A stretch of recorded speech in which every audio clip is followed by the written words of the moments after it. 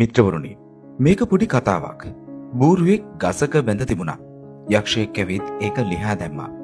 බූරුවා කුඹුරු වලට දුවලා ගිහින් වගාවන් විනාශ කළා. මේක දැකලා ගොවියාගේ බිරිඳ බූරුවාට වෙඩි තිබ්බා. බූරුවාගේ හිමිකරු කෝපයටපත් වෙලා ගොවියාගේ බිරිඳට වෙඩි තිබ්බා. ගොවියා ආපසු එනකොට ඔහුගේ බිරිඳ මැරිලා ඉන්නවා දැකලා බූරුවාගේ හිමිකරුට වෙඩි තිබ්බා. බූරුවාගේ හිමිකරුගේ බිරිඳ මේ පලිය ගන්න කියලා ඇගේ පුතුන්ට කීවා. ඔවුන් ගොවියන්ගේ ගෙදරට ගිනි තිබ්බා.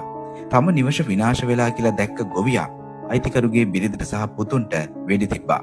වරදකාරී හැඟීමෙන් පෙළුණු ඔහු යක්ෂයාගෙන් ඇහුවා, ඇයි මේ වගේ ඛේද වාචකයක් ඇති කළේ කියලා. ඊට පස්සේ යක්ෂයා hina වෙලා කිව්වා, මම කිසිවක් කළේ නෑ.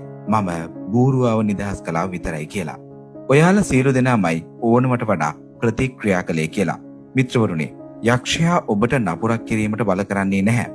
ඔහු ඔබේ ආත්මාර්ථකාමීත්වය අවුස්සනවා පමණයි.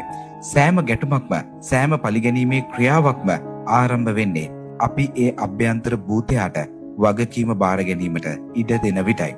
එබැවින් ප්‍රතික්‍රියා කිරීමට, පිළිතුරු දීමට හෝ පරිගැනීමට පෙර විරාමයක් තබා සිතන්න. ඇතුළත සිටින යක්ෂයා නිදහස් වීමට ඉඩ නොදෙන්න.